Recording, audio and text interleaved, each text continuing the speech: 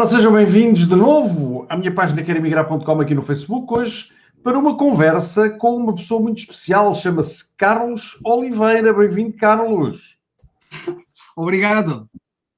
Muito bem, senhor. Vamos lá esperar então as pessoas começarem a juntar-se. Digam-me lá de onde é que vocês vêm. Não se esqueçam, cidade e país de onde vocês vêm, que é para nós sabermos exatamente com quem é que estamos a falar e a quem é que estamos a apresentar esta eu diria, este universo de conhecimento através do Carlos Oliveira. Ora, Fernando Bernardino, estás a ver? Hoje, agora foste o primeiro. Há bocadinho andaste um bocado distraído, pá.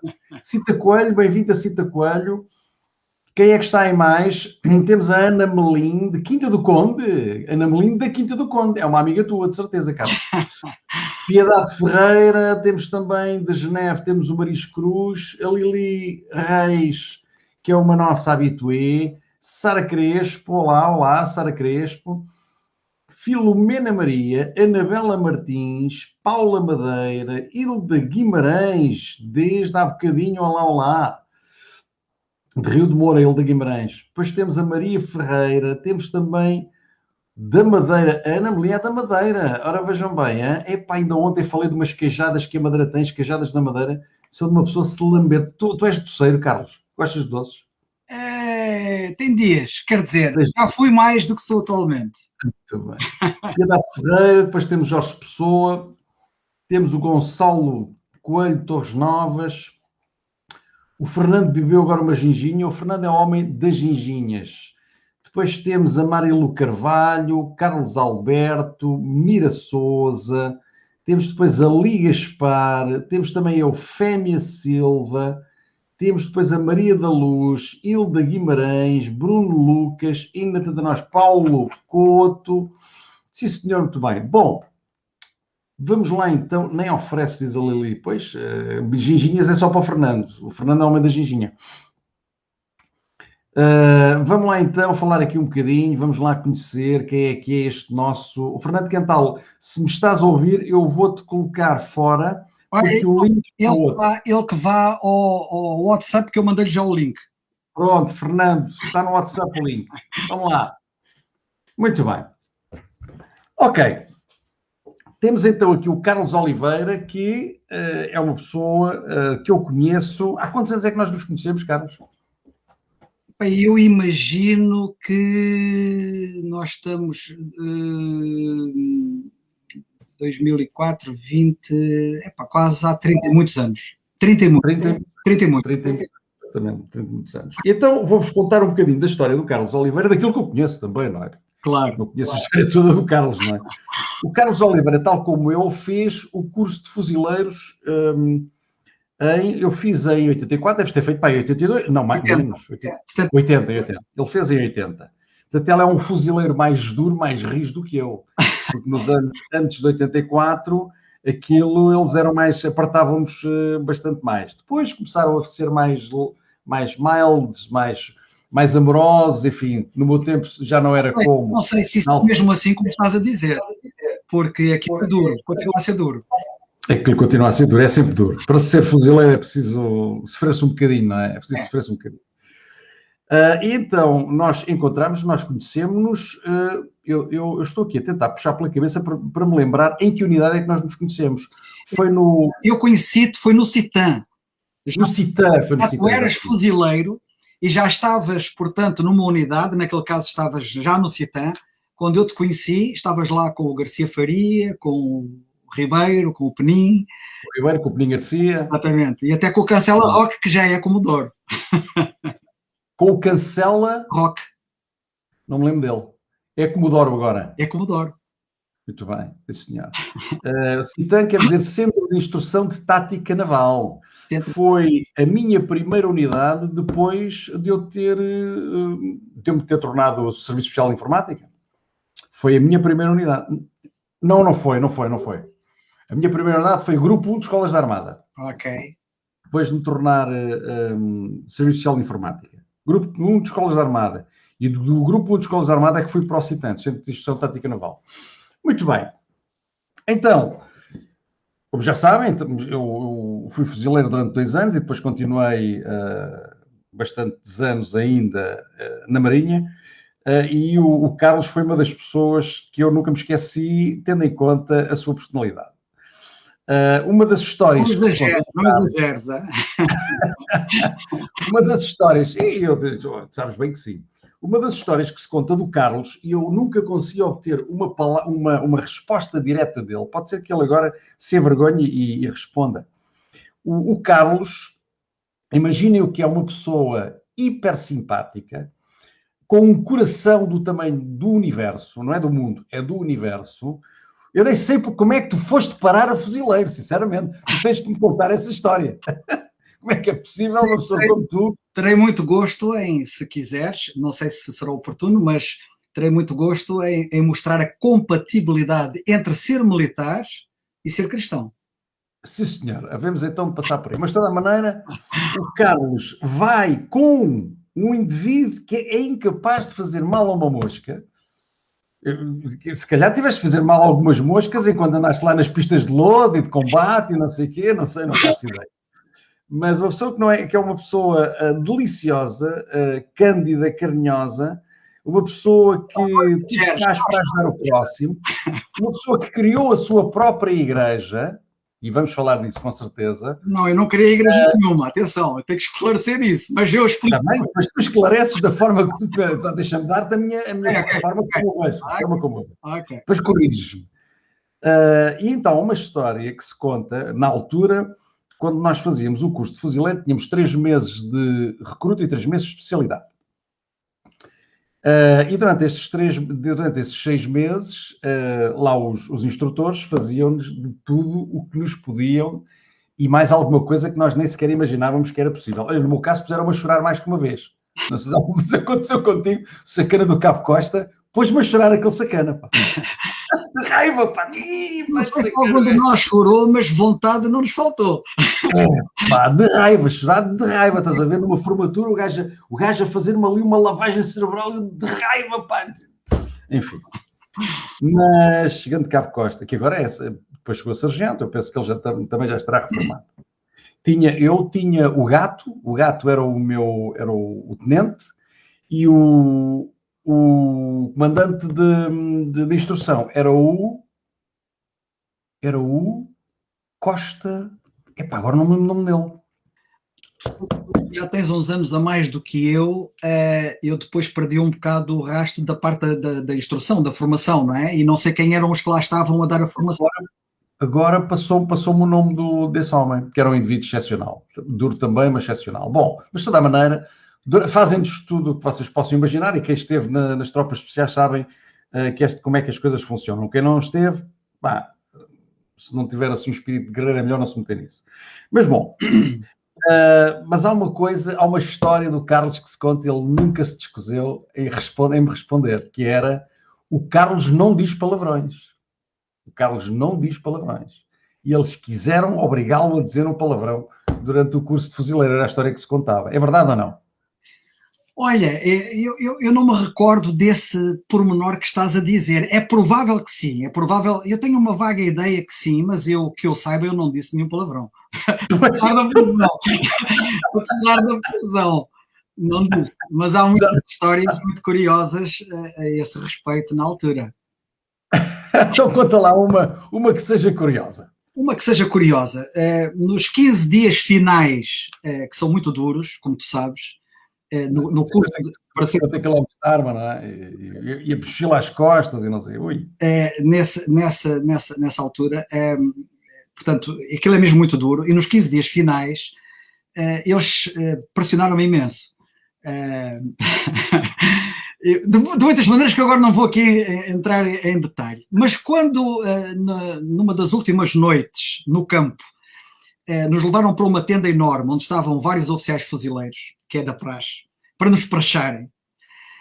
Nós estávamos numa aula, os cadetes, né? E eles estavam na outra aula, e depois havia o que eles chamavam o meritíssimo juiz, o carrasco, com um machado e encapuçado. Enfim, simularam ali uma espécie de um tribunal marcial para nos amedrontar.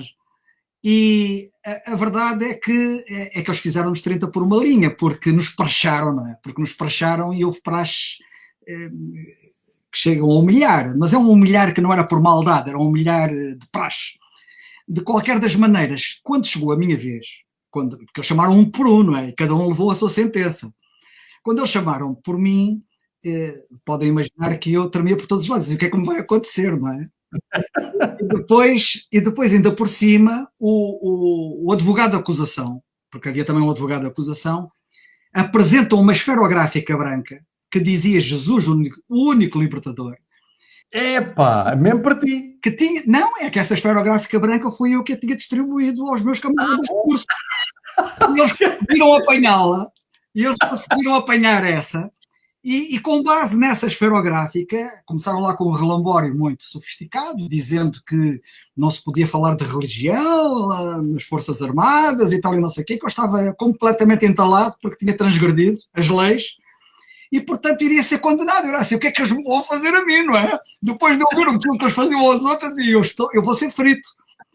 E a condenação, para resumir, a condenação foi eu ter que ir ali à frente e falar para toda a audiência sobre o tema daquela esferográfica, Jesus, o único libertador. Exatamente, foi exatamente isso que me aconteceu, foi a minha praxe. E eu dirigi-me à frente, virei para aquela audiência augusta, não é, que estava ali presente, com todos os oficiais fuzileiros praticamente presentes, e eu virei para eles e apenas me lembro de dizer isto.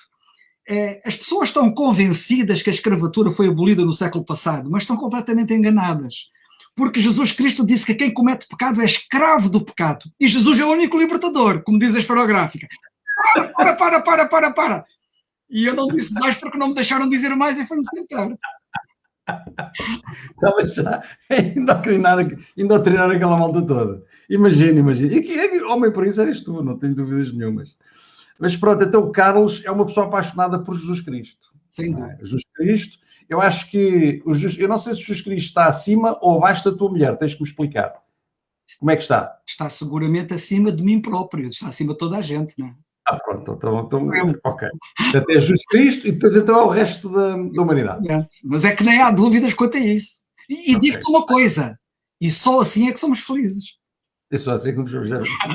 É uma das coisas. Porque o egoísmo, que é estarmos, por exemplo, centralizados em nós próprios ou nos nossos interesses, muita gente não sabe, mas é isso que os conduz à infelicidade. Pois acredito que sim. Bom, mas de toda a maneira, então o Carlos tem não só esta paixão por Jesus Cristo, incondicional. Eu penso que tu deves ter o mesmo amor que o Jesus Cristo tem por nós, um amor agape, não é? Sem qualquer condição. Eu tenho um amor muito maior. O agape é o amor divino. Claro. Mas de onde é que te veio essa veia? Quando é que te lembras de teres acordado para Jesus Cristo? Olha, eu não sei se te lembras, ou se algum dia te cheguei a dizer, provavelmente sim, eu nasci em Moçambique, nasci em África. E em África tive uma formação religiosa católica, porque a minha família era católica, e andei num colégio de freiras, inclusivamente.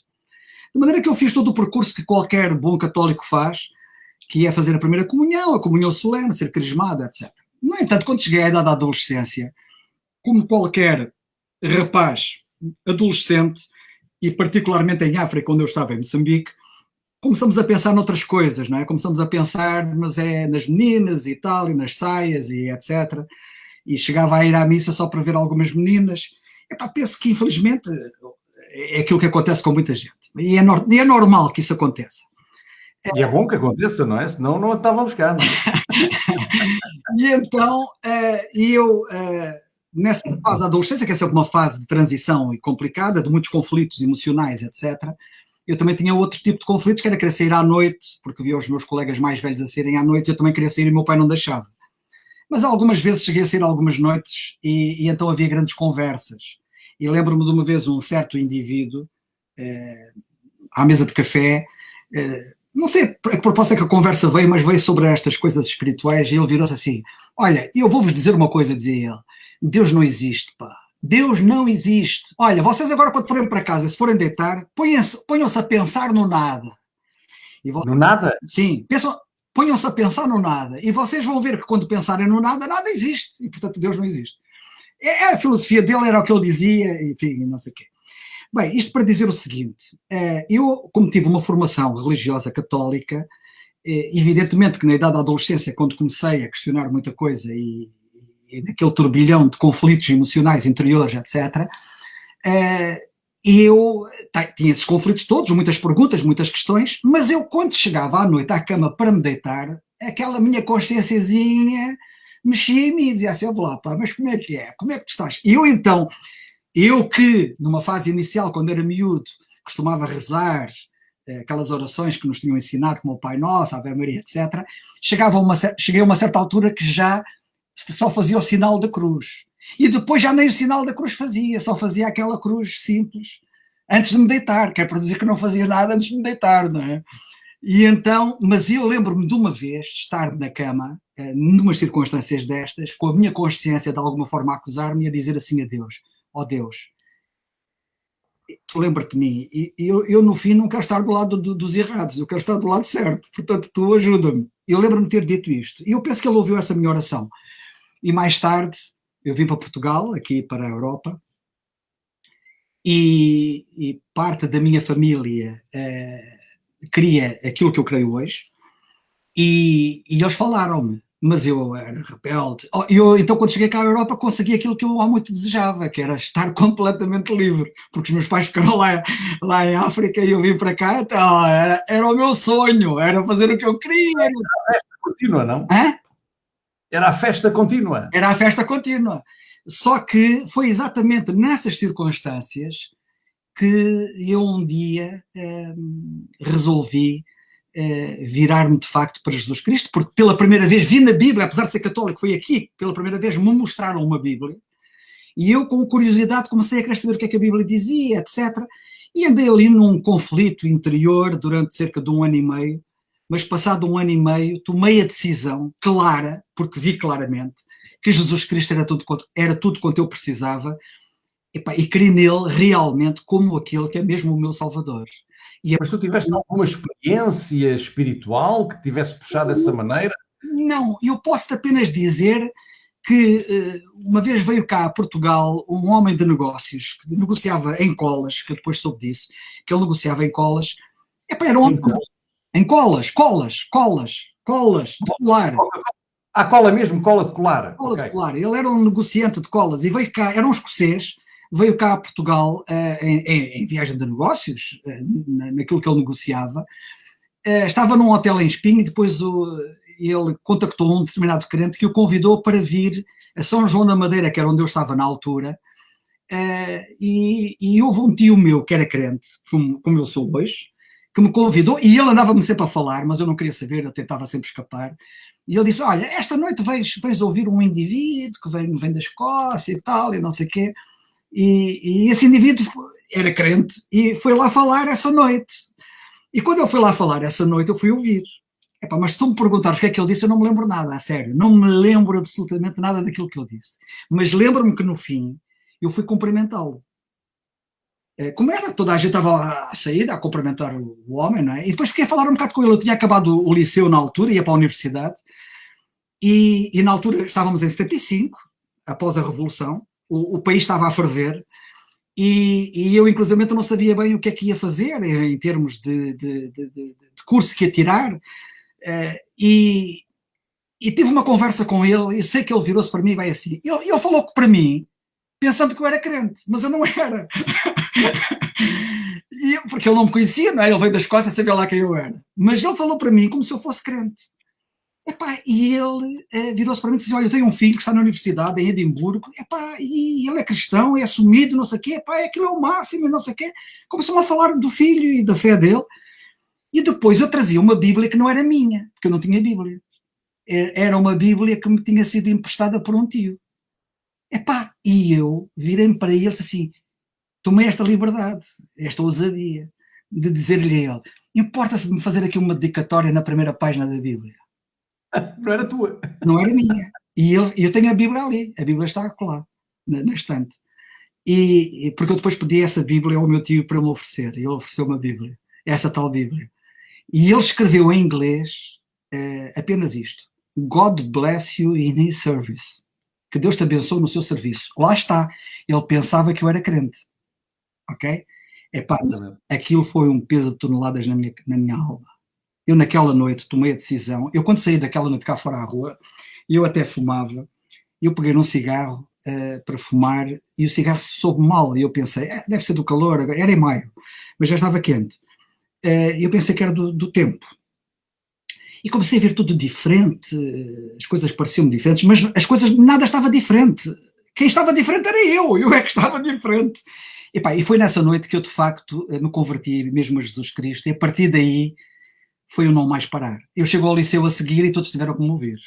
E foi por aí fora, até os fuzileiros. Eu vou contar uma história que eu nunca contei a ninguém. Não aconteceu nada comigo. Eu continuo o mesmo rebelde que tu conhecias, é o mesmo rebelde, não há alteração.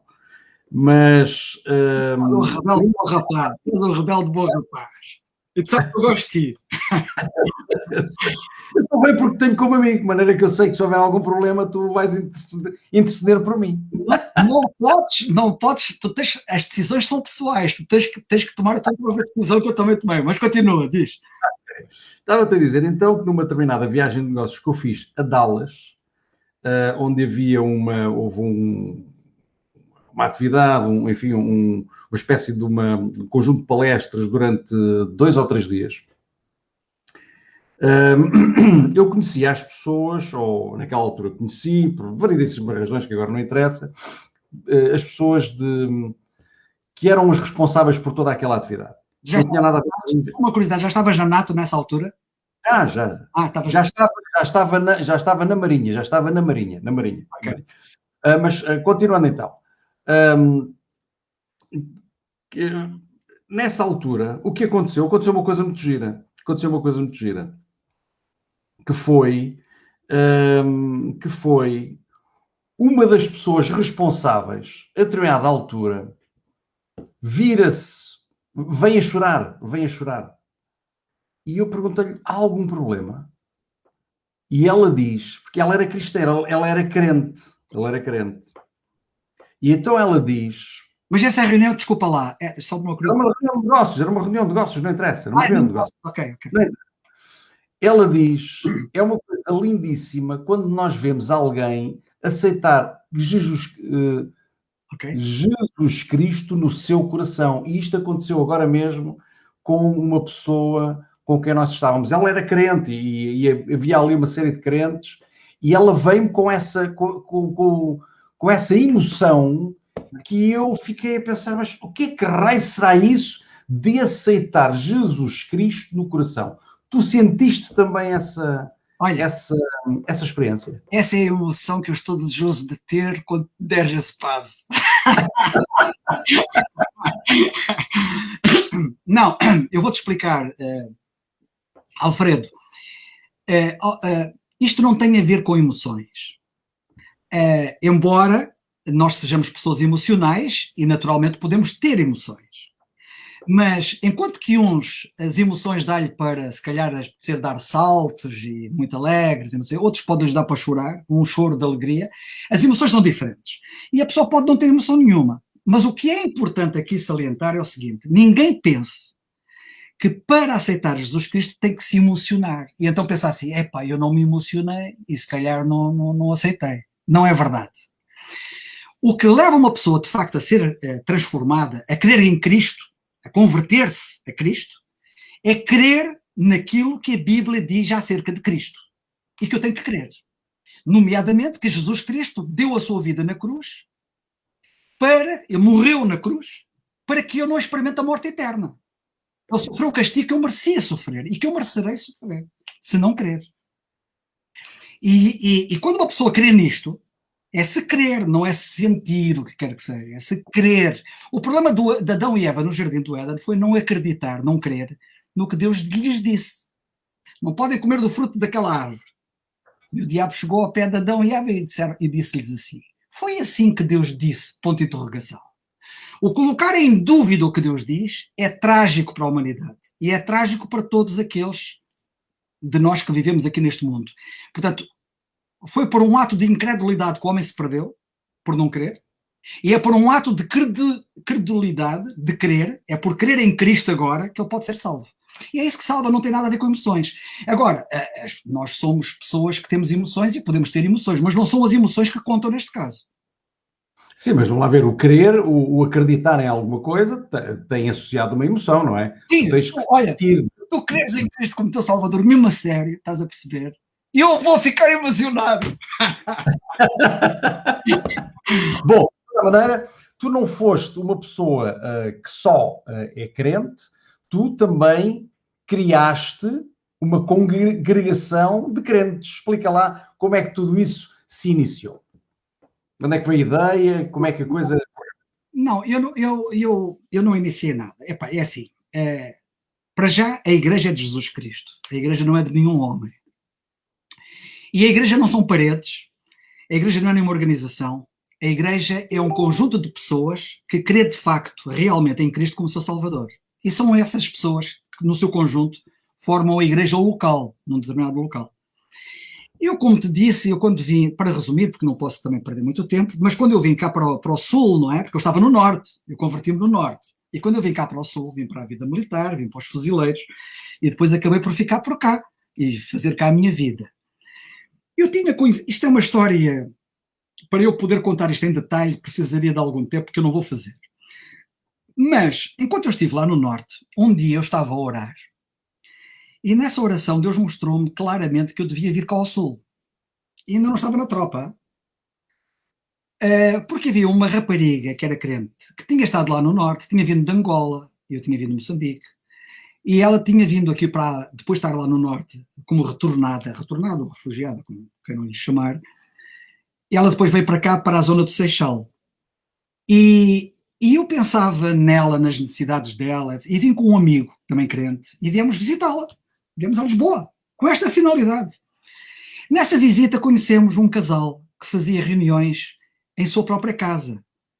Curiosamente fazia reuniões dirigidas a pessoas que tinham vindo do ultramar também.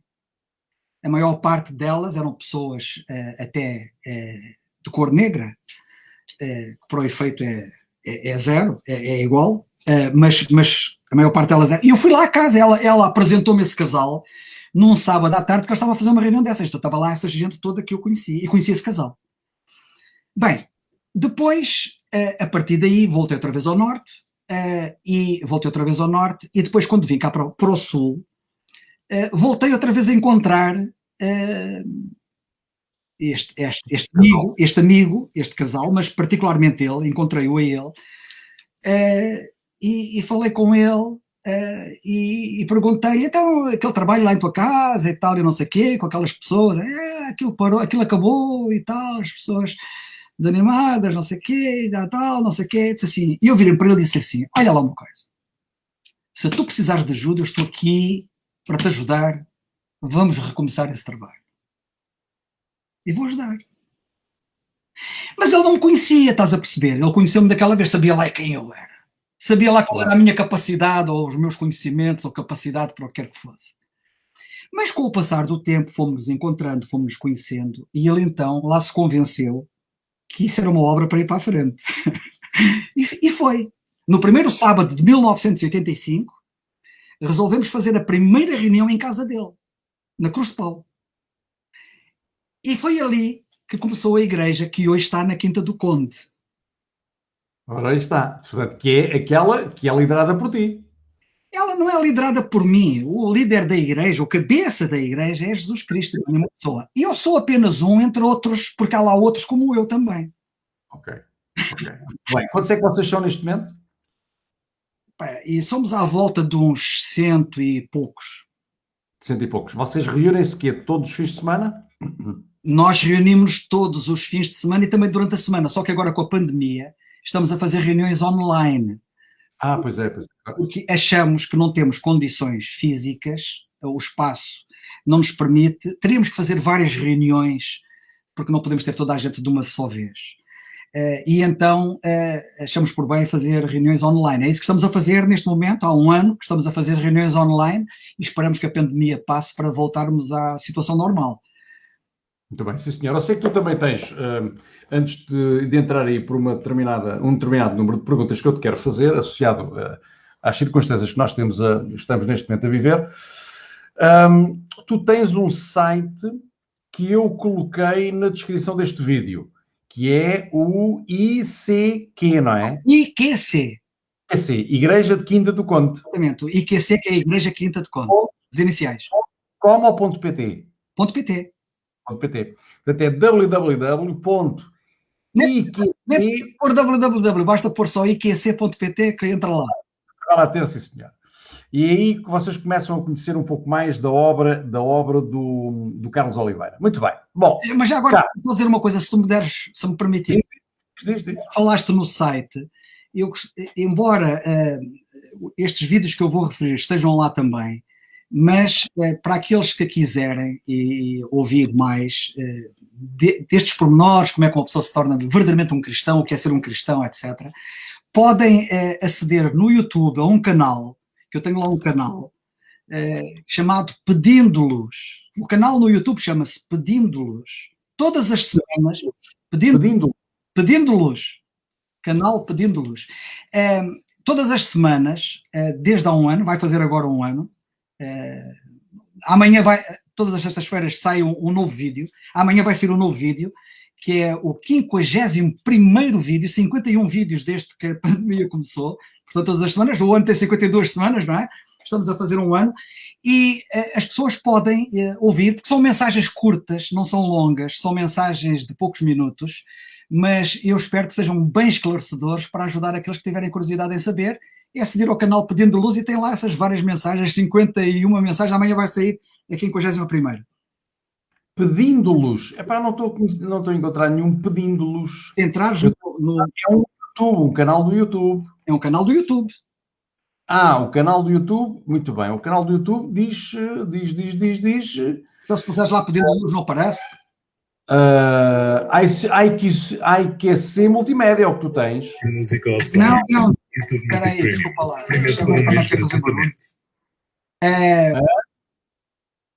Pedindo Luz. Não, se tu na pesquisa do YouTube escreveres Pedindo Luz. Pedindo espaço luz. Foi o que eu fiz. Então, e se tu puseres Pedindo Luz, a mim aparece-me logo até a minha cara, logo em 2 vídeos que estão ali. Pedindo Luz. Sinceramente, não estou. Assembleia dos Santos dos Primogénitos. Pedindo Luz. O logotipo até são 2 mãos em posição. Olha, pega no link e manda-me por Messenger. Basta tocares no endereço. Sim, posso-te mandar no instante. Espera aí, deixa-me já cá ver onde é que tu andas. Pedindo Luz! Pedindo Luz! Mas estavas à procura? Epá, não te digo que é para não te rires, pá. Pois, eu sei, eu estou contigo, estás a perceber, porque eu também sou informático como tu e depois às vezes é assim. Mas já te mandei o link, de qualquer das maneiras. Ok. Deixa lá ver então. Pedindo Luz. Pedindo Luz, ok, muito bem, sim senhor. Vou pôr aqui o link para vocês depois também poderem ir vendo, que assim é mais fácil fazer a investigação. Vou colocar aqui em forma de comentário e vou pôr aqui também para vocês poderem ver Carlos Oliveira, editar, e vou pôr aqui também em formato de rodapé. Vamos lá. Eu aproveito para dizer, enquanto estou a fazer isso, aproveito para dizer que não foi por acaso que eu referi este canal. Porque, infelizmente, a maior parte das pessoas tem uma ideia distorcida do que é isto de crer em Jesus Cristo, porque associam muito à religião, a religião está calcinada pelas razões que nós todos sabemos. Isto não tem nada a ver com a religião, parece incrível, mas é verdade. Isto tem a ver com Jesus Cristo e com a Bíblia. E as pessoas precisam de conhecer a Bíblia na sua pureza, e talvez este canal possa ajudar a desmistificar muita coisa. Muito bem. Diz-me uma coisa, Carlos. Estamos neste momento a viver uma fase da humanidade que vamos ver se conseguimos ultrapassar. Como é que tu, à luz dos ensinamentos que tu recebeste, associado à Bíblia e ao teu Jesus Cristo, que tanto defendes e que te tem orientado a vida, como é que tu lês o que nós estamos neste momento a viver? Olha, vamos a ver se eu consigo dizer isso de uma forma que as pessoas percebam. Eu interrompo-te. necessário. Ok. Mas eu vivo isto com a perfeita normalidade, como se nada acontecesse. E eu vou dizer isto porquê. Eu digo isto porquê? Bem, por várias razões. Em primeiro lugar, esta pandemia não é nova. Ou seja, não é a primeira vez que nós estamos numa pandemia. Nós, eu não digo nós, eu e tu, porque nós é a primeira vez. Mas a humanidade já passou por várias pandemias. E, portanto, esta não é a primeira pandemia. Portanto, esta é a primeira nota até de esperança para as pessoas, porque as pessoas podem às vezes estar muito preocupadas e isto não é novo, isto é velho e velho, isto é repetitivo. Em segundo lugar, eu estou perfeitamente tranquilo, como se nada fosse, porque eu tenho um princípio muito importante, sabes qual é? O princípio é este. A Bíblia mostra-me que a pior coisa que me pode acontecer a mim é a melhor coisa que me pode acontecer. E o que é que Então explica. o que é que eu quero dizer com isso? A pior coisa que me pode acontecer, isto no conceito das pessoas, é eu morrer. No conceito das Não sei. pessoas. Não, mas no conceito das pessoas, de uma forma geral, a pior coisa que lhes pode acontecer é morrer. Ok? Ok. Porque elas estão agarradas à vida, não querem deixar esta vida e querem viver, viver, viver. E se pudessem cá viver sempre, viveriam cá sempre. Portanto, a pior coisa que me pode acontecer, que é morrer, é a melhor coisa que me pode acontecer, porque a Bíblia diz que partir e estar com Cristo é muito melhor. Não é melhor, é muito melhor. Okay? Portanto, se a pior coisa que me pode acontecer é a melhor coisa que me pode acontecer, não há coisa má que me aconteça que não possa ser boa. Por isso eu olho para a pandemia com um sorriso. É exatamente assim, e quem me conhece sabe que eu não estou a inventar. Mas bem, estás-me a dizer então que tu acreditas que isto é mesmo uma pandemia? Quer dizer, eu não acredito que seja uma pandemia, é o que dizem, não é? Porque eu não sou epidemiológico, não sou médico, não sou cientista na área, estou apenas a dizer aquilo que dizem.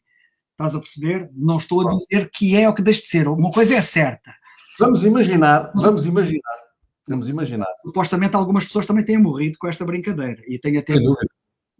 um vizinho meu que foi ao funeral ainda a semana passada e foi disto que ele morreu. E ele era um indivíduo aparentemente saudável.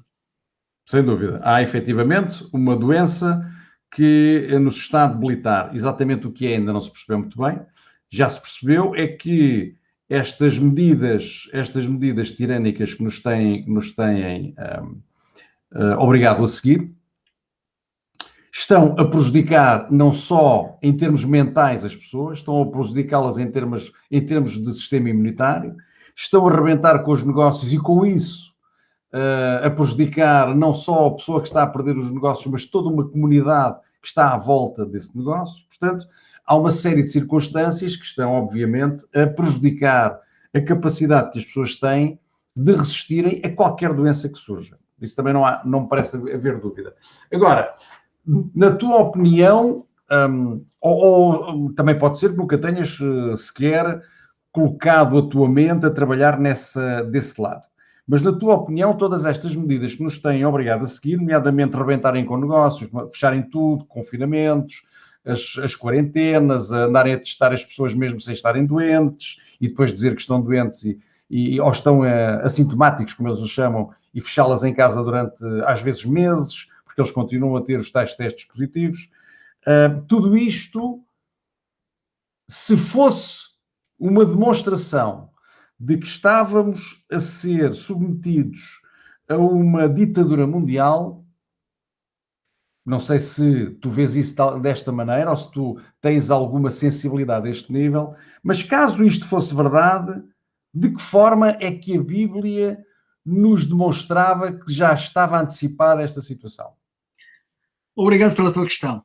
Mas é assim, em primeiro lugar eu quero dizer-te que eu concordo contigo no quadro que tu descreveste, que não é nada fácil e todos nós andamos aqui, temos até amigos que têm as suas atividades profissionais gravemente prejudicadas e nós sofremos com isso. Mas deixa-me dizer-te que há aqui um pormenor muito importante que tu te referiste e que não é de suma menos importância, que é a imunidade para a parte emocional e para a parte moral, para a parte espiritual. Tu disseste muito bem que esta situação leva a pessoas até a consultarem psiquiatras e psicólogos, etc., porque não estão bem. Mas eu quero dizer que para quem crê em Jesus Cristo como eu, está perfeitamente imune, está robusto e aguenta, está blindado para não ceder esse tipo de situação. E por isso isto é muito importante.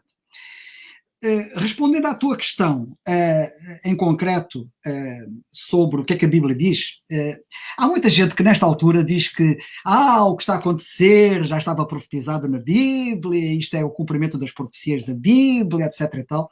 Eu quero te dizer que não concordo nada, absolutamente nada com isso. Aliás, as pessoas que dizem isso são supostamente amigas da Bíblia, estão a descredibilizar a Bíblia. Porquê?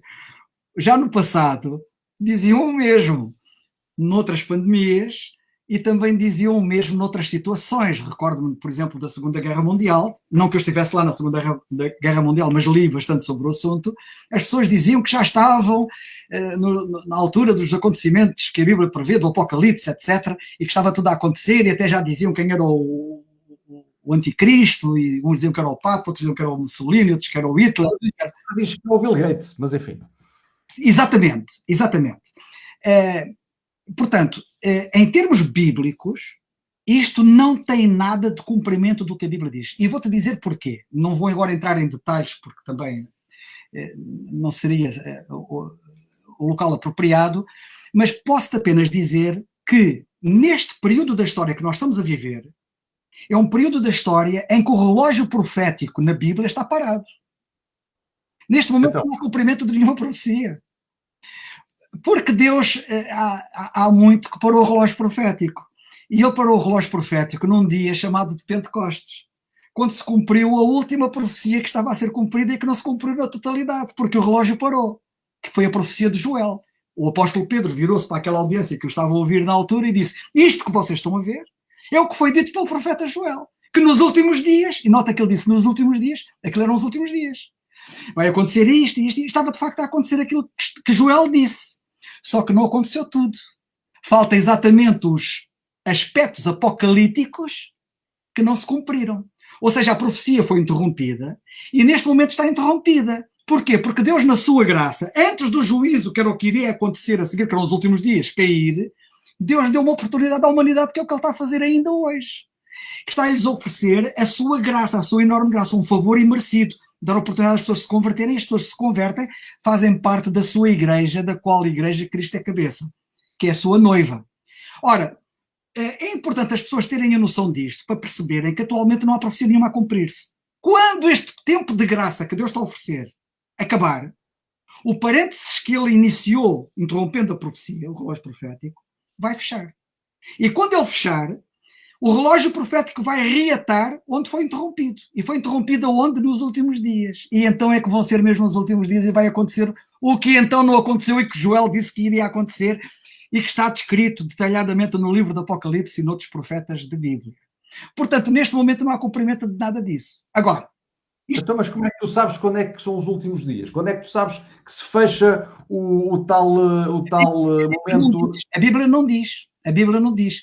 O que a Bíblia diz é que, até inclusivamente, que alguns dirão: então, onde é que está a promessa da sua vinda? Diz que vinha, não vem, e tal, não sei o quê. E diz o apóstolo Pedro que as pessoas ignoram isto, que um dia para o Senhor é como 1000 anos e 1000 anos como um dia, e que ele está a revelar a sua longanimidade. Longanimidade significa ânimo longo, é não explodir, é não arrebentar, é não julgar logo, é estar a ter um ânimo longo. Nós não sabemos quando é que vai acontecer. Pode acontecer esta noite, como pode acontecer daqui a uns anos, a gente não sabe. Mas uma coisa é certa, é tempo das pessoas agora tomarem a sua opção certa, porque depois vai ser terrível. A Bíblia diz que o que vai acontecer a seguir, e se ele fechar o parênteses esta noite, isto vai começar a arrebentar mesmo, as pessoas vão desejar nunca ter nascido. Vai ser terrível, as pessoas vão desesperar. Vai ser um tempo de aflição tão grande que a Bíblia até diz que as pessoas vão desejar a morte e a morte vai fugir delas. O que é que se quererá dizer? Eu não sei, mas vai ser muito terrível. De Dante, não? Um pouco ao nível do inferno de Dante. Sim, mas agora uma outra coisa que eu te quero dizer, Alfredo, porque tu tocaste noutro assunto. Agora, apesar de não estarmos, na minha ótica, no cumprimento de nenhuma das profecias da Bíblia, porque o relógio profético, no meu entender, e é assim que a Bíblia se entende, porque senão ela não encaixa, as pessoas começam a deixar as peças de fora e elas não encaixam, apesar de atualmente não se estar a cumprir nenhuma profecia, e quando falamos de profecias estão para cumprir, são apocalípticas e são terríveis, não é? Apesar disso, isso não significa que não continuem a aparecer homens malévolos, como Hitler e Mussolini e outros parecidos, que podem ser os dos nossos dias, que estejam por aí, algures, a fazer maldades. Porque o ser humano, infelizmente, é o que é. Sem Cristo é o que é. Sem Cristo é o que é, dizes tu. Muito bem. Quer dizer, então, vamos lá ver. Tu o que dizes é que as pessoas têm que crer em Cristo, não é? Sim. Crer em Jesus Cristo. Mas crer de que forma? O que é que tu queres dizer com crer? É acreditar em Jesus Cristo? É o quê? Olha, boa pergunta. Mas para eu responder essa pergunta, remeto para o último vídeo que eu fiz na semana passada e que é o último vídeo que está no Pedindo de Luz, que eu falo exatamente sobre o que é crer. Porque há pessoas que dizem que creem e não creem em nada. Exatamente. E eu explico nesse vídeo como é que é possível uma pessoa dizer que crê e não crê, e o que é que significa realmente crer verdadeiramente. Mas deixa-me só dizer uma coisa, vocês depois vão lá ver o vídeo, se quiserem, que é o último vídeo da semana passada, que fala exatamente sobre o crer, mas deixa-me dizer uma coisa, o crer é crer no que Deus diz. Foi o problema do homem no Jardim do Éden. O homem não creu, duvidou do que Deus disse. Foi assim que Deus disse-lhe a serpente. Pôs um ponto de interrogação. Não sei se já reparaste que um ponto de interrogação tem a forma de anzol. Sim. O diabo é muito esperto. E ele fisgou, bem fisgado, Adão e Eva. E o homem não creu, e o homem agora, se quiser, tem que crer.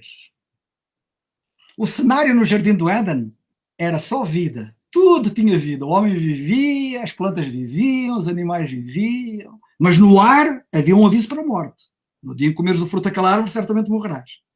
Agora é o contrário, Alfredo. Agora estamos rodeados de morte. Nós morremos. As nossas próprias células no nosso corpo vivo estão a morrer todos os dias. Os animais morrem, as plantas morrem, tudo. A morte está em todo lado. Mas no ar, Alfredo, há um aviso para a vida. Crê em Cristo e viverás. Pois, eu ainda não consegui. E veio aí o diabo, não é? Com a forma de anzol, e vai dizer, foi assim que Deus disse, é mesmo assim, é só isso e não sei o quê. E lá está a enganar mais não sei quantos milhões. Diz. Eu acredito que para se crer em alguma coisa, nós temos que ter algum sentimento que faz com que nós consigamos crer. Crer só porque se diz, aliás, e tu já o referiste aqui, crer só porque se diz eu creio, não tem mais pequena validade, que é não só no que respeita a Jesus Cristo, como no que respeita a todas as áreas da nossa vida. Nós só acreditamos quando sentimos, não é quando dizemos que acreditamos. Para sentir, alguma coisa tem que acontecer. Alfredo, diz. Para isso que estás a dizer, recomendo que ouça o vídeo que vai ser colocado no ar amanhã de manhã. Porque falo exatamente sobre o sentir, que as pessoas querem sentir para crer. Estão enganadas. Elas creiam primeiro e depois é que vão sentir. Eu quero dizer-te uma coisa, Alfredo. Alfredo, isto é muito importante. Quando se diz crer, eu acho que tive o cuidado de dizer que é crer no que Deus diz. Ou nós ou queremos ou não queremos no que Deus diz. Agora, mas olha lá, quando diz crer no que Deus diz, tu estás a falar, sobretudo, em seguir as informações que estão na Bíblia. É isso que estás a dizer. Sim. Nós sabemos também que a Bíblia foi constantemente adulterada pelos diversos papas e pelas diversas épocas da sociedade, da humanidade. Então nós temos que crer em quê? Espera, Alfredo, boa pergunta. Estás a colocar boas perguntas, que são as perguntas que as pessoas normalmente colocam. Deixa-me dizer-te uma coisa. Quando eu digo crer, é crer no que Deus diz. E evidentemente que Deus fala exatamente nesse livro chamado Bíblia. Agora, como é que um indivíduo, uma pessoa normal, que nunca, se calhar alguns nunca viram a Bíblia, nem nunca a leram, como é que, para serem salvos, vão crer no que Deus diz se eles nem nunca viram o que é que Deus diz lá na Bíblia, por exemplo, não é? A Bíblia não tem uma linguagem simples, como tu sabes, não é? Não. Isto parece a ti que não é simples, mas é simples, pode ser. Não. Dos outros livros, algumas vezes. Dos outros livros pode ser colocada nas mãos de uma criança. Mas deixa-me dizer-te uma coisa que é muito importante. Evidentemente que para a pessoa crer no que Deus diz, que está na Bíblia, a pessoa tem que ler a Bíblia, tem que conhecer a Bíblia. E é este o desafio que eu coloco a todos, é que conheçam a Bíblia. E não é dizer assim, eu já li a Bíblia. Não leu nada, não estudou nada, não sabe nada da Bíblia. As pessoas têm que realmente conhecer a Bíblia. Se as pessoas estudarem a Bíblia, como eu a estudo, como eu tenho estudado, como eu tenho lido e estudado há muitos anos, como já se viu, não é? Cada vez mais vão ter a noção clara de que aquele livro não é humano, é divino. Quando colocas essas questões, que a Bíblia foi adulterada atrás e à frente, tira lá essa poeira do ar, porque isso é poeira. Porque nós temos a Bíblia como ela é. E as várias versões da Bíblia que existem garantem a sua unicidade e a sua realidade. Não é que as pessoas podem adquirir uma Bíblia e lê-la que não estão a comprar gato por lebre, elas que leiam a Bíblia. O que o diabo quer é que as pessoas não leiam a Bíblia. E então vem com as teorias da conspiração também aqui. São as teorias da conspiração. Diz. Pergunta. Para se começar a ler a Bíblia, onde é que se deve começar? Olha, muitas pessoas colocam essa questão e encontramos da parte de muitas pessoas várias respostas. E eu recomendaria que começassem na Carta aos Efésios. Carta aos Efésios. Do apóstolo Paulo. Carta aos Efésios. Que é para as pessoas perceberem o que Deus fez por elas e quer fazer por elas. Depois leiam a Carta aos Romanos, também escrita pelo apóstolo Paulo. E, enfim, leiam as epístolas que ele escreveu, porque elas é que têm a ver exatamente com este período que eu referi, em que a linha profética está parada.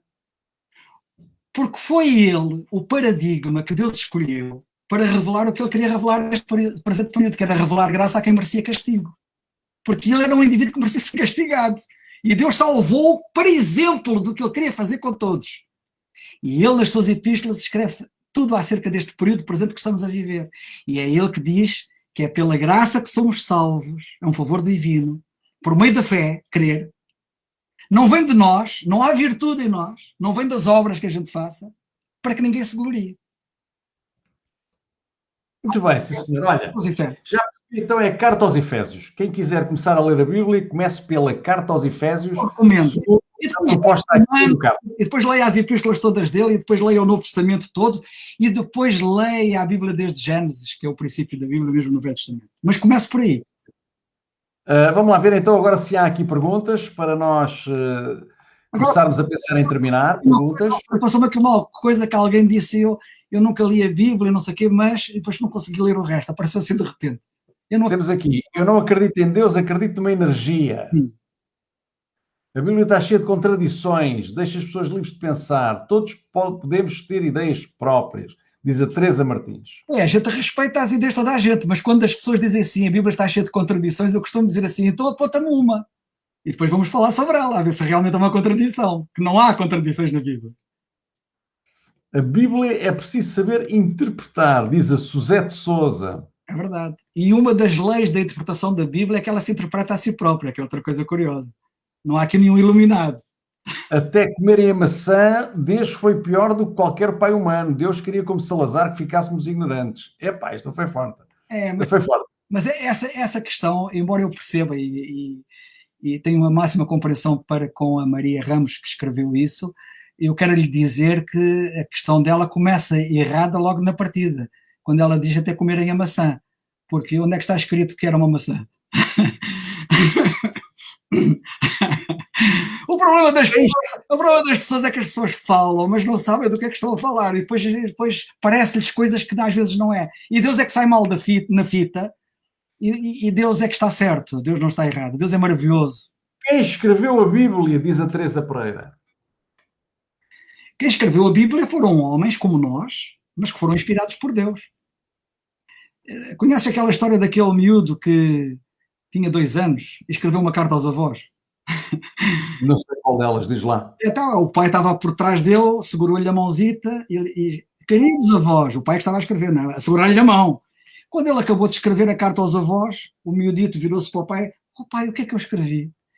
Eram assim os escritores da Bíblia, inspirados por Deus, fazendo aquilo que Deus queria que eles fizessem, e no fim perguntavam, mas o que é que eu disse? Que eu não sei. Porque a Bíblia própria diz que eles nem sabiam o que é que queriam dizer com aquilo que escreveram. Então, e o Corão e a Tora? Também devíamos ler, diz a Sandra Merriam. Nós podemos e devemos ler tudo, quanto mais não seja para nos informarmos e sabermos e sermos conhecedores, podemos ler tudo, mas só a Bíblia é a palavra de Deus, independentemente de outros conceitos que as pessoas possam ter. Temos aqui o Carlos Manuel a dizer que leu Santo Cipriano. Isso é um livro com muita superstição e São Cipriano, mas enfim, eu não recomendo, eu recomendo que leia a Bíblia. O Jesus fala em pestes no fim dos tempos? Pergunta o André Top Games. Jesus falou de pestes, terremotos, guerras e rumores de guerras, mas isso vai se enquadrar quando a profecia for reatada. Já agora só um pequeno pormenor acerca do São Cipriano, que há bocado foi referido. Sim. São Cipriano tem uma série de profecias que não se cumpriram. Na Bíblia não há uma que não se tenha cumprido. É uma coisa impressionante. Acreditas na reencarnação? Pergunta a Liliana Reis. Não, eu acredito na ressurreição. E eu explico porque é que não acredito na reencarnação. A reencarnação é uma filosofia oriental. E os orientais é que acreditam na reencarnação, pensando que as pessoas vão morrer e depois vêm outra vez encarnar noutra personagem, etc. e tal. Mas a Bíblia, e embora hajam alguns espíritas que defendem a teoria da reencarnação, que se socorrem da Bíblia aparentemente para suportar essa ideia da reencarnação, isso não é verdade. Uma das passagens da Bíblia que alguns dizem e que socorrem é de João Batista, quando lhe perguntaram: quem és tu? És tu Elias? Porque alguns dizem que ele é uma reencarnação de Elias, o João Batista. E então um dia perguntaram a João: João, quem és tu? És tu Elias? E ele disse: não sou. Não há reencarnação na Bíblia. Há ressurreição. Mas adiante, daria grandes conversas.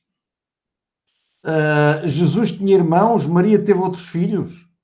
Na minha opinião, sim, teve. Maria era uma pessoa como qualquer um de nós e tinha o namorado dela, que era José.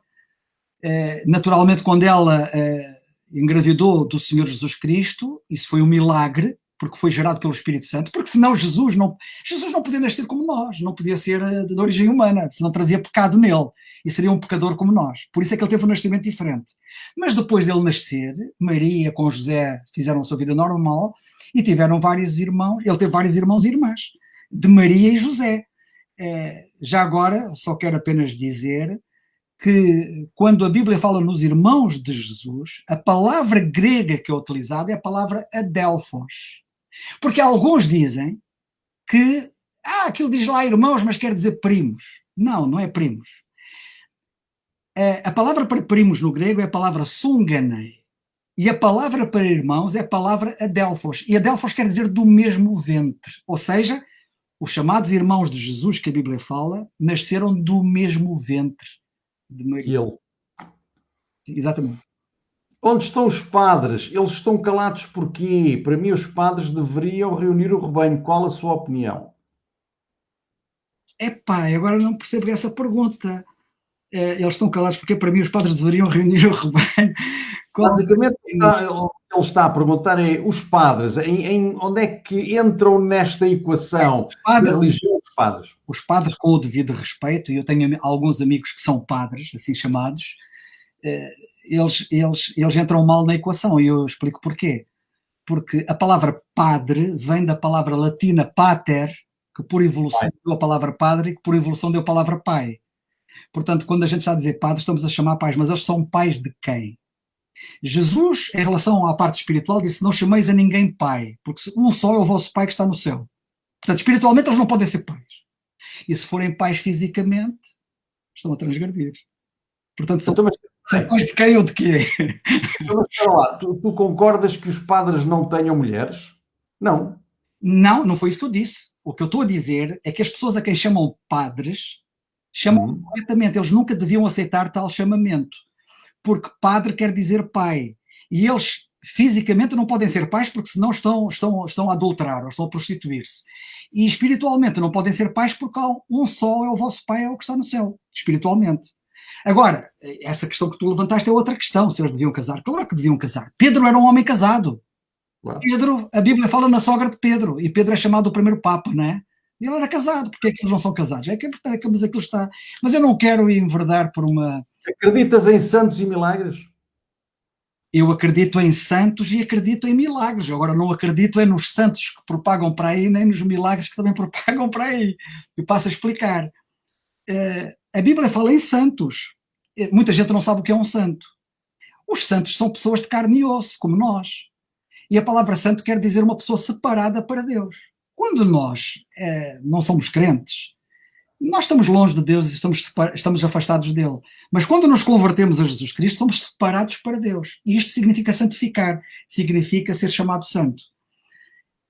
Nesses santos eu acredito. Agora, quando fazem estátuas em gesso ou ferro, outro material qualquer, ou de madeira, e dizem que aquilo é um santo, e põem-se a falar para essas imagens e para essas estátuas, isso não é um santo, isso é um ídolo, diz a Bíblia, isso é um ídolo. Mas aquilo representa... a Bíblia diz para nós não fazermos essas imagens, nem nos curvarmos perante elas. Quanto aos milagres, acredita em milagres, não acredita em milagreiros.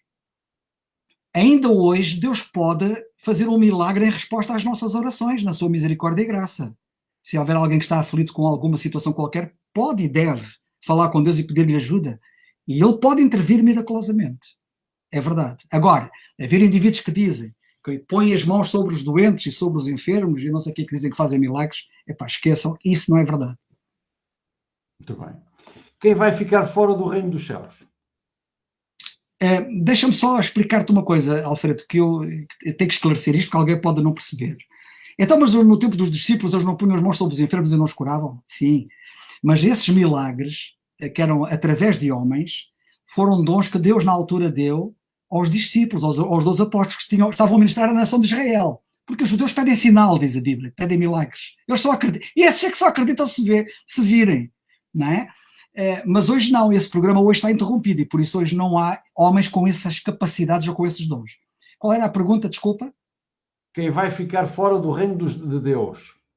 De Deus ou dos céus? Primeiro disseste dos céus. Quem vai ficar fora do reino de Deus? Ok. A Bíblia diz em 1 Coríntios capítulo 6, agora não me lembro do versículo, mas em 1 Coríntios no capítulo 6 diz que ficarão de fora os adúlteros, os mentirosos, os idólatras. Tem ali uma descrição das pessoas que vão ficar de fora. Mas quer dizer uma coisa importante. Quem fica de fora é quem não crê em Jesus Cristo. Porque vamos cá ver uma coisa. Essas práticas são resultantes de alguém que está fora de Cristo. Mas um indivíduo fora de Cristo pode ser um moralista. Pode ser um moralista e não ser um devasso, e ser uma pessoa íntegra e benemérita até, mas não é isso que a salva. Porque, como eu digo num dos vídeos que está lá no tal canal, não é? Se eu pudesse ser salvo por aquilo que eu faço, então Jesus não veio cá fazer nada. Ele veio cá exatamente porque nós não tínhamos outra hipótese. Precisamos mesmo dele. Porque todos nós somos pecadores, mesmo que não cometamos esses terríveis pecados. Mas a Bíblia diz que ficarão de fora, para responder literalmente à pessoa que fez a questão, essa descrição terrível que temos em 1 Coríntios capítulo 6. Muito bem, sim senhor. Maria Madalena, o que é que foi a Jesus? O que é que foi a Jesus? E Maria Madalena? Boa! Não estava a perceber. Eu pensava que a Maria Madalena que estava a colocar a questão, mas não, é Paula Madeira. Paula Madeira. Boa pergunta. A Maria Madalena é uma personagem bíblica e tem-se dito muita coisa errada acerca dela. Muita gente não sabe quem era Maria Madalena, porque muita gente pensa que Maria Madalena era uma prostituta, e não era. Já agora quero dizer que a prostituta de que os evangelhos falam e com a qual Jesus lidou, Jesus protegeu-a, nunca divulgou o nome dela. Ele é assim, ele é maravilhoso. Ele protegeu e não divulgou o nome dela. A Maria Madalena não era prostituta. Se nós lermos a Bíblia com atenção, vamos ver que Maria Madalena era uma mulher que era possessa. Ela tinha 7 espíritos malignos que a atormentavam e que a descontrolavam. E era esta que era Maria Madalena. Maria Madalena foi uma mulher fantástica, porque ela, quando se converteu, ela deve ter sido mesmo fantástica. E há pormenores, agora não vou aqui entrar em detalhe, mas há pormenores que revelam que ela foi fantástica. Foi tão fantástica, quando ela se converteu, e ela acompanhava depois a caminhada cristã com outras mulheres, de que a Bíblia também fala, que A primeira pessoa a quem Deus deu a honra de Jesus aparecer quando ressuscitou foi exatamente a ela. A primeira pessoa que viu Jesus ressurreto foi Maria Madalena. Eu vou-te fazer uma pergunta estranha. Espero que não te ofendas. Eu sei que não te ofendes, que és meu amigo. Mas vou-te fazer uma pergunta muito estranha. Me surgiu agora. Que é, eu tenho visto essas referências aos ataques e às maldades que fazem aos cristãos, por exemplo, estava-me agora a tentar lembrar do nome do país, na Nigéria, salvo na Nigéria. Sim, em África tem havido muita violência.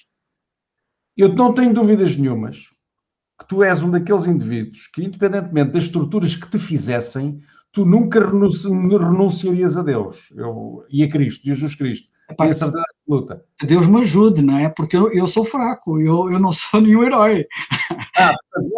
Não sabes como reagir. Não é que nós podemos dizer que vou reagir daquela ou daquela maneira. Nós somos débeis e fracos, que a graça de Deus me ajude e me fortaleça. Assim me ajuda o Senhor, que numa situação dessas o honre e não o desonre. E me ajuda a ir até ao fim. Mas não posso garantir, porque eu não sou... Ok. Então já a pergunta está feita. Eu não ponho em dúvida a palavra do Senhor, pois ao longo da vida tenho tido muitas demonstrações. Mas havia aí uma outra pergunta que eu achei interessante. Diz aqui Padre Carlos, atenção que o Carlos não é padre, ele acabou de dizer que nem se deve aceitar. Por acaso sou, Alfredo? Hã? Por acaso sou, porque se sou pai. Ah, bem, és padre, mas é das tuas filhas. Qual a opinião sobre o atual Papa? Eu não gosto muito de personalizar as coisas e de falar das pessoas e de falar do Papa. O que eu posso falar é da ação espiritual dele, não como pessoa. Ele parece ser uma pessoa simpática, parece ser uma pessoa afável, é uma pessoa certamente que sincera, mas a teologia dele está 100% errada, porque ele continua a adorar-se perante as imagens e é um idólatra. E, portanto, isso é muito claro. Se ele fosse realmente alguém em quem nós devíamos seguir, a primeira coisa que ele faria era acabar, por exemplo, com tudo o que tem a ver com a idolatria nas várias igrejas, porque os idólatras não entram no reino de Deus, como falamos há bocado. Isto é apenas para dizer isto. E acabava com a Santa Sé, não é? Porque o que é que está ali a fazer a Santa Sé? Um Estado. Mas agora Jesus Cristo fez algum Estado. Misturar política com a religião. Continua, vá. Eu penso que uma das coisas que este Papa tem vindo a assumir é sobretudo na área da homossexualidade, em que ele aceita que os homossexuais existam. Como é que Jesus Cristo vê a homossexualidade? Olha, Jesus vê a homossexualidade como vê todos os pecados e todos os pecadores. Deixa-me dizer uma coisa, a homossexualidade da Bíblia mostra com muita clareza, e eu espero não ferir ninguém, porque não é essa a minha intenção, nem, e muito menos de Deus, a homossexualidade é pecado. A Bíblia é muito clara sobre essa matéria. É um desvirtuar do propósito para o qual Deus criou o homem. Portanto, Deus criou um homem e uma mulher e uniu-os, e é esse o padrão de Deus, e eu não vou desenvolver o assunto aqui. Mas no fundo o que eu quero dizer é o seguinte, a homossexualidade é um pecado. Mas agora há uma coisa muito importante que eu também quero dizer. Agora, não diabolizemos, por assim dizer, a homossexualidade. A homossexualidade é um pecado tão grave quanto o adultério, quanto a prostituição, quanto a mentira, quanto o roubo. São pecados. Nós somos pecadores, todos nós. E para Deus não faz diferença se eu roubo ou minto, ou se sou homossexual no sentido de praticar o ato, não é? Porque eu podia desenvolver muito ao longo dessa linha, mas quero apenas dizer isto. Portanto, não diabolizemos a coisa. Agora, o que é que Jesus Cristo pensa? Pensa o que ele pensa de todos os pecadores. Quer salvar a todos, quer perdoar os pecados de todos e quer transformar todos em santos. Que Deus nos ajude a todos. E o avivamento que vai acontecer? O que é isto do avivamento? Não faço a mais pequena ideia. Eu não sei o que é que a pessoa quer dizer com isso, mas há grupos religiosos que falam em avivamento. Um avivamento é um despertar espiritual. Olha, por exemplo, de alguma forma esta pandemia tem despertado muita gente para a parte espiritual. Eu conheço algumas pessoas que até mesmo online finalmente compreenderam a necessidade que tinham de salvar e converteram-se a Jesus Cristo. Eu tenho testemunho de várias pessoas que nesta fase em que nós estamos a viver isso aconteceu. Portanto, o avivamento é uma manifestação de algo que não é normal, porque a normalidade não é essa, em que há um despertar para as coisas de Deus, há um despertar para as coisas espirituais. Agora, não há nenhuma profecia bíblica, lembremos que as profecias estão paradas, de que vai haver algum despertar espiritual. Agora, ao longo da história tem havido despertares, e agora nesta pandemia está a haver um despertar. E queira Deus que esta noite aqui, neste canal, alguns despertem. Acreditas em Fátima? Eu percebo a pergunta, ela é genérica, mas não, eu não acredito que aquilo que dizem que aconteceu em Fátima tenha acontecido. Eu quero vos dizer uma coisa, se me permites muito rapidamente, sobre a Virgem Maria. A Igreja Católica tem procurado divinizar a Virgem Maria. Isto é errado. Porque a Virgem Maria não é uma deusa. A Virgem Maria foi a mãe do Senhor Jesus Cristo. É verdade. E uma santa mulher de Deus. Um exemplo. É verdade. Mas não foi mais do que isso. Ela era pecadora como nós. E quando eu digo isto, alguns até quase que se ofendem. Mas é verdade. Nós temos na Bíblia exemplo de pecados que ela cometeu. E que eu agora não vou aqui falar, também não estou aqui para falar dos pecados dos outros. mas o que eu quero dizer é que ela não é divina. Agora, qual é o raciocínio que as pessoas têm, de uma forma geral? Maria é mãe de Jesus. Jesus é Deus. E então o raciocínio que elas fazem é: se ela é mãe de Jesus e Jesus é Deus, ela é mãe de Deus. Não é verdade. Jesus, como homem, tinha mãe, não tinha pai. Jesus, como Deus, tem pai, Pai, Filho e Espírito Santo, não tem mãe. Portanto, ele tem duas naturezas, a humana e a divina. E, portanto, estar a dizer que Maria, que é mãe de Deus, é incorreto e mais, é até blasfemo. Depois é o seguinte, para tu perceberes, e aqueles que nos acompanham também poderem perceber. Vamos imaginar que Portugal é um país católico, e o terço reza-se todas as noites, e há até programas na rádio sobre o terço. Vamos imaginar que estávamos aqui a rezar o terço, nós. Tu estás na Bélgica, eu estou aqui em Portugal. Estás a rezar o terço? Sei, eu rezei quando era miúdo. Vamos imaginar que estávamos vários indivíduos, tu estás na Bélgica, eu aqui em Portugal, e outros estão no sítio onde estão, nos vários pontos de Portugal e até no estrangeiro, que também estão aqui a acompanhar. Vamos imaginar que estávamos a rezar, certo? Epá, ela tem que ser deusa. Só Deus é que pode estar em vários lugares ao mesmo tempo. Só Deus é que pode saber tudo e que estás tu aí a rezar e o outro ali e o outro acolá. Estão a fazer dela de facto uma deusa.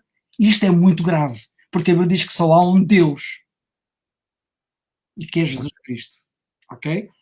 E portanto, quanto a Fátima, para responder à questão de Fátima, Fátima vem tudo na sequência disto que eu acabei de dizer. Aquilo que está para acontecer no mundo, as profecias de que nós falamos já desde o princípio, estão escritas na Bíblia.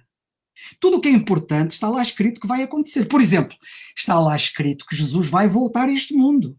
Isso é importante. Jesus voltar a este mundo, ele vai voltar. Diz a Bíblia.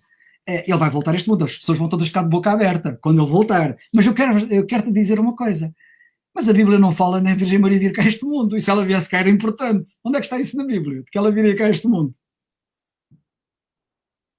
E depois veio a Fátima, e veio a Lourdes, e veio noutros pontos, a Maria Aparecida, e não sei o quê, que é no Brasil, não sei o quê, e noutros lados, que ela apareceu em vários lugares. E depois há outros sítios que dizem que ela também apareceu, mas eles não a reconhecem.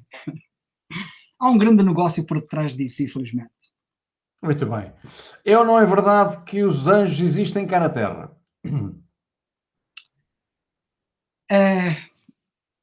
Essa é uma questão que também nos levava a grandes conversas aqui. Os anjos existem, ok? Os anjos existem.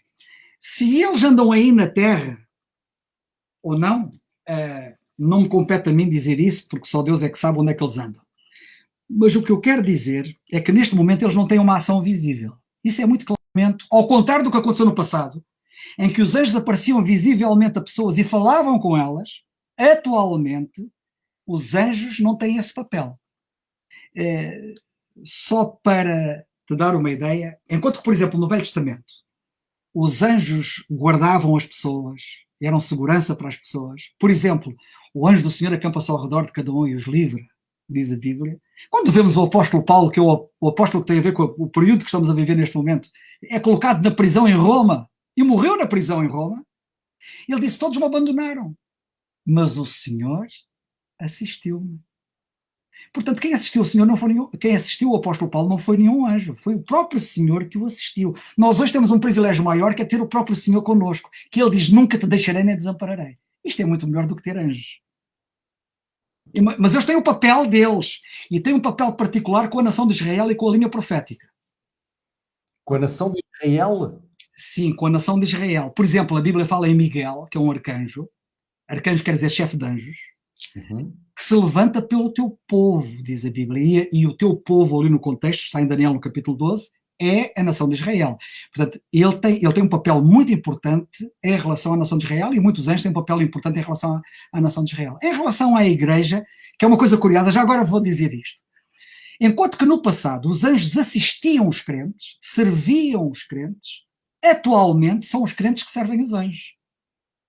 Porque diz a Bíblia que quando os crentes estão reunidos como igreja, os anjos estão presentes a aprender. Deus está a dar lições aos anjos atualmente através da igreja. Portanto, não são os anjos que fazem um papel para comigo, eu é que tenho uma grande responsabilidade no papel que tipo de lições estou eu a dar aos anjos.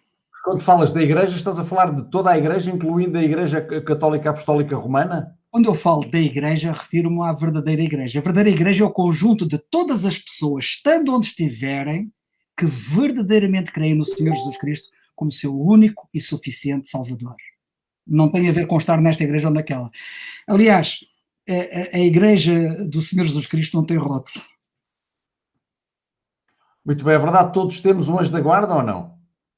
Eu acabei de explicar isso através do Senhor Jesus Cristo. Eu tenho o Senhor Jesus Cristo como o meu guarda, não preciso de nenhum anjo.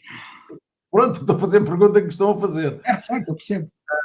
Não acha que estamos a perder seguidores da Igreja Católica? Diz o Manuel Pereira. O que diz da lei da eutanásia? Eu não concordo pela forma como o fizeram sem pedir referendo. Eutanásia, concordas com a eutanásia? Se forem ao site que tu puseste aí, que é o www.ikc.pt, tem lá hoje publicado um artigo sobre eutanásia, como ontem também saiu um artigo sobre eutanásia, e como amanhã vai ser um artigo sobre eutanásia. Portanto, tem lá artigos sobre eutanásia que explica a questão de eutanásia. A eutanásia é crime. A eutanásia é homicídio. A eutanásia é pecado. E nós não devíamos praticar a eutanásia. Só Deus tem o direito de tirar a vida. Nenhum homem. Nem o próprio homem tem direito a tirar a própria vida? Não, porque isso é homicídio sobre si próprio. O suicídio é um homicídio sobre si próprio. Mas já agora deixa-me dizer-te uma coisa sobre a eutanásia. Jesus provavelmente sofreu como ninguém sofreu antes de morrer.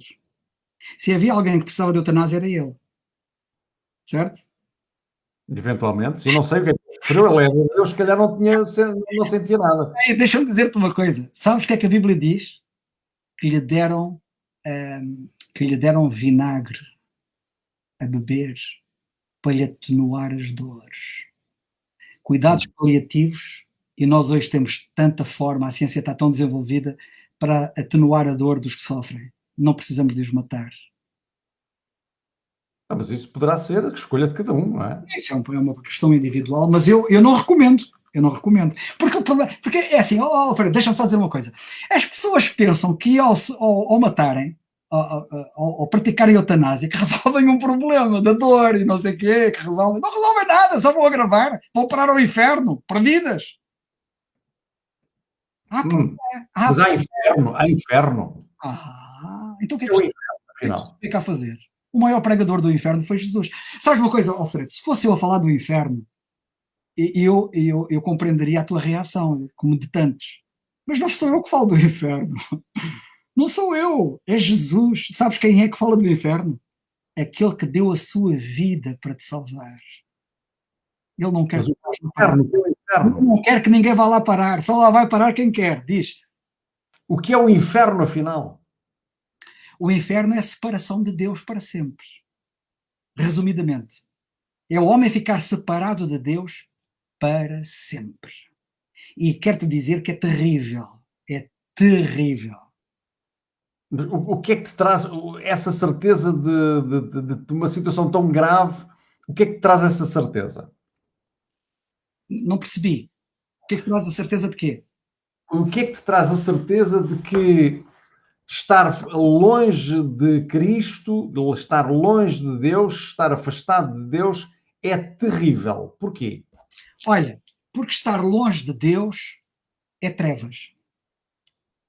Imagina viveres numa escuridão permanentemente.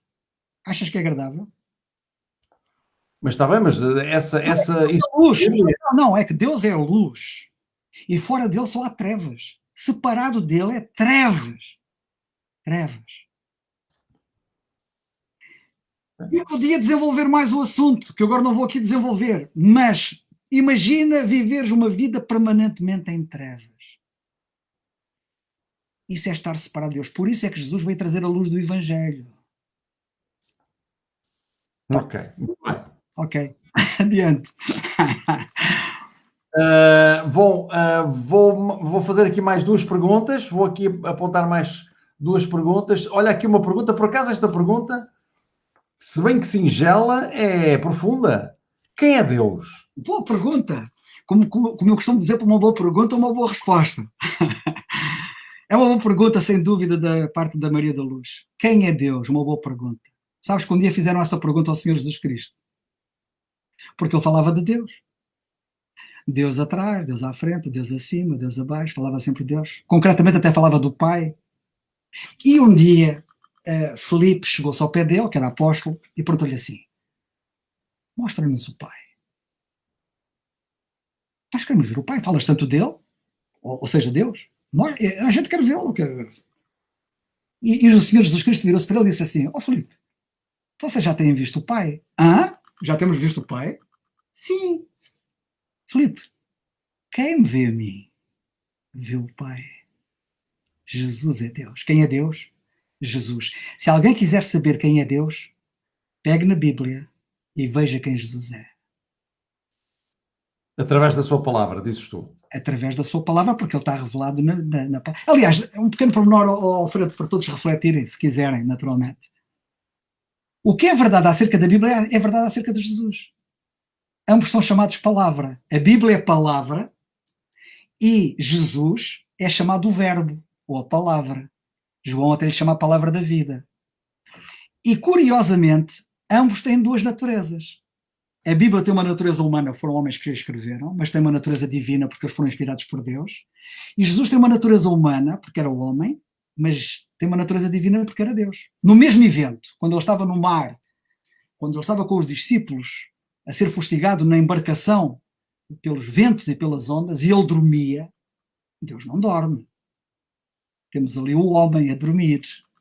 Mas quando eles aflitos estavam a pensar que se iam afundar com a tempestade e clamaram por socorro a ele e o acordaram, e ele se levantou e falou aos ventos e às águas e tudo se acalmou, já não temos ali um homem, temos ali Deus.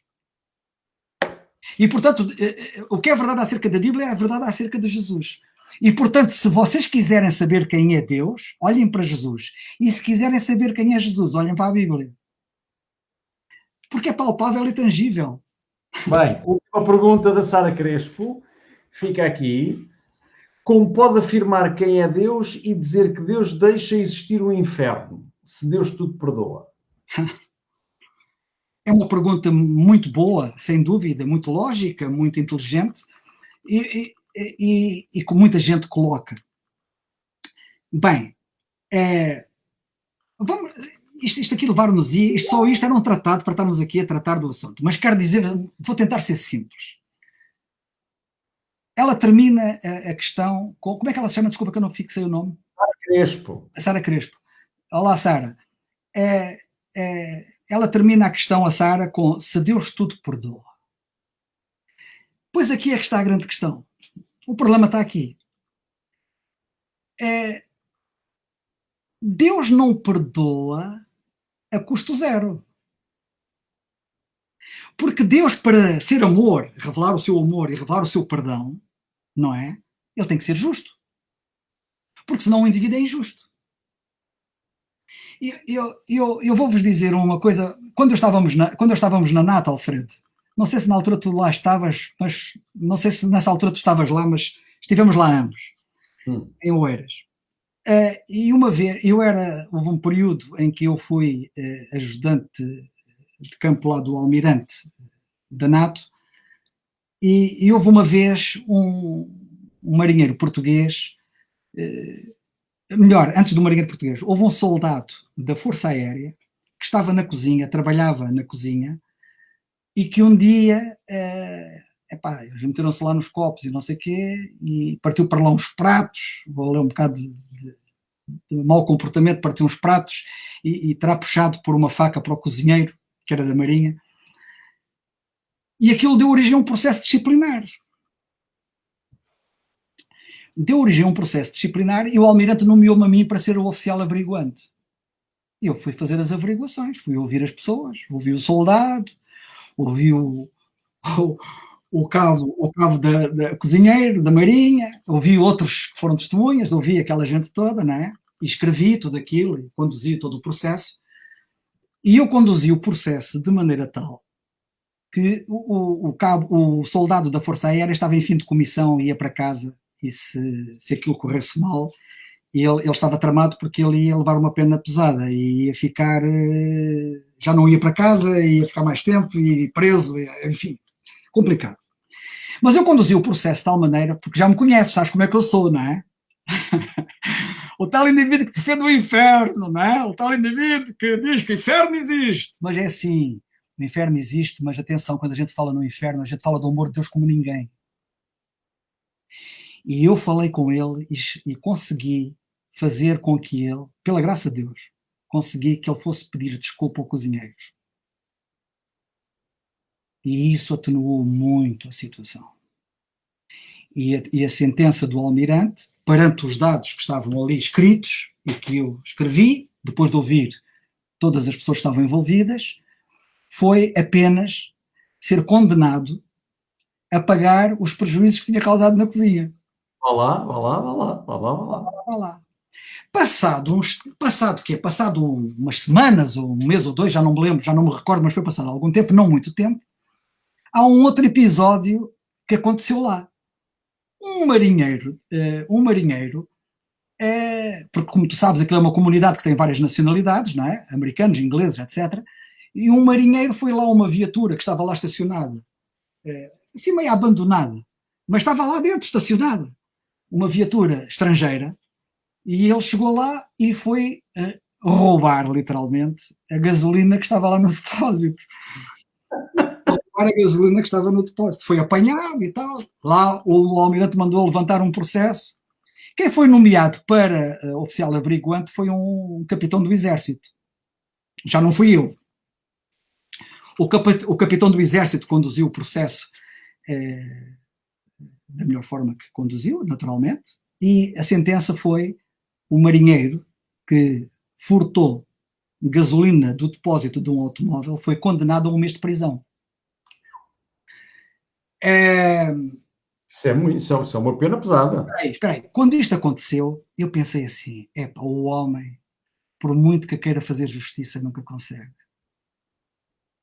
Nunca consegue. Eu até me questionei, eu próprio me interroguei, assim, que justiça há aqui nisto? Aquele puxou de uma faca e só pagou os prejuízos, ainda que ele tenha pedido desculpa, etc. E tal. O outro indivíduo, por ter furtado a gasolina, apanha com 1 mês de prisão. Cada um pensa o que quiser. Eu pensei em ter cá as minhas conclusões, mas eu contei isto para dizer o quê? Para dizer que é muito difícil nós fazermos justiça. Quando, por exemplo, alguém mata alguém, e depois aquilo vai para tribunal, não sei o quê, e a pessoa é condenada a 20 anos de cadeia, ou coisa que vai, não foi feita justiça. A justiça humana não é como a justiça divina. Que justiça foi feita? O morto foi devolvido à vida? Não foi. Não conseguem.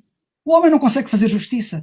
E este é o nosso problema. As pessoas estão enfermas do conceito de justiça humana, porque é um conceito enfermo e incapaz e infectado, ao contrário da justiça divina. A justiça divina é perfeita. Deus, para te oferecer o perdão a ti, Alfredo, e a mim, Jesus teve que ir sofrer o castigo que eu e tu merecíamos na cruz. Ele não nos dá o perdão a custo zero. Eu devia pagar o devido preço. Pois devia. Mas Jesus disse assim, não, eu vou pagar aquilo que ele tem que pagar, mas ele pagou mesmo. E eu queixo-me de... Agora imagina, e o Evangelho é apresentado, esta boa notícia de Deus, que quer salvar a todos, que fala do que Jesus fez na cruz do Calvário por todos. E depois eu rejeito, armado em sabichão, rejeito a salvação que Deus me dá. E depois queixo-me de uma condenação que eu mereço. Quer dizer, eu não recebo uma salvação que não mereço. E queixo-me depois de um castigo que mereço. O inferno só existe para aqueles que rejeitam o que Jesus fez por elas na cruz. Portanto, Deus é amor, e é na cruz que nós vemos o amor de Deus, mas na mesma cruz que vemos o amor de Deus, vemos a justiça de Deus implacável. Porque para o amor de Deus ser manifestado, a justiça de Deus teve que ser satisfeita. E ele na cruz satisfez a justiça divina. Portanto, não é a custo zero. Portanto, Deus não perdoa. As pessoas dizem, Deus é amor, vai perdoar toda a gente. Vai perdoar toda a gente. Deus bem quer perdoar a toda a gente, mas numa base justa. E na base justa, verdadeiramente justa, só através do que Jesus Cristo fez na cruz do Calvário. Muito bem. Caro Carlos, olha, gostei muito de ter cá. Deste-nos uma série de indicações que quem quiser pode utilizar até para fazer uma investigação mais profunda. Essa ideia de se começar a ler a Bíblia através da carta aos Efésios, não é? Carta aos Efésios e depois a carta aos Romanos, acho que é uma excelente ideia para as pessoas começarem a ler a Bíblia e começarem talvez a perceber algumas mensagens que por lá são ditas. E quem sabe, se todos eles, a partir daí, começarão a olhar para a palavra divina de uma forma como tu vês. Portanto, gostei de ter aqui. É importante que Olha, pessoas... Sim, eu acho que até nem cumprimentei as pessoas. Eu quero dar um grande olá a todos, porque, enfim, o Alfredo mete-me aqui nestas andanças, eu fico aqui todo atrapalhado. Mas um grande abraço a todos, mesmo que eu não conheço.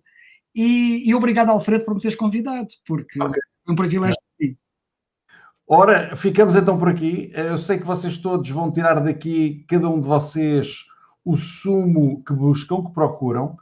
Eu tiro sempre coisas importantes das nossas conversas com o Carlos Oliveira. Não são muitas que temos, não temos assim grandes conversas. Ele é uma pessoa especial e, portanto, sempre que tenho a oportunidade e de alguma maneira tenho algum chamamento, e o Carlos apareceu recentemente, já não sei porquê, deve ter sido por algum chamamento, talvez a situação da minha mãe, e isto me estar a afetar, e de alguma maneira, sei lá, as pessoas aproximam-se ou reaproximam-se nas alturas adequadas, e nós temos que ir dando. Isto para mim é uma das lições que eu tiro da minha vida, que é dar atenção às indicações que o universo, ou no teu caso, que Cristo ou Deus, nos vão dando, e não os ignorar, e dar-lhes a devida atenção.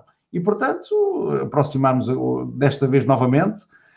Eu achei importante que a comunidade que quer emigrar conhecesse o Carlos e a sua obra, e quem sabe se o Carlos é que tem mesmo razão e que o melhor é começarmos a olhar mesmo para Jesus Cristo e para Deus. Portanto, fica aqui, diz. As melhoras para a tua mãe e que Obrigado. Deus te dê toda a força e, enfim, nem tenho palavras, mas Ele certamente ajudará. Agradeço-te. Todos vocês, agradeço também a vossa presença, agradeço mais uma vez Olha, o Jorge Pessoa diz que gostaria de ver novamente o Carlos num próximo direto, havemos de ter a oportunidade com certeza, havemos de organizar aqui alguns temas que eu acredito que o Carlos adorará vir aqui a explicar e vir aqui dissertar, para nós ouvirmos e ganharmos mais conhecimento nesta área. Agradeço a todos vocês então, mais uma vez, a presença. A ti também, Carlos, obrigado pela tua presença. Amanhã cá estaremos novamente e, sobretudo, lembrem-se que emigrar não é esquecer. Um abraço e até ao próximo vídeo. Um grande abraço.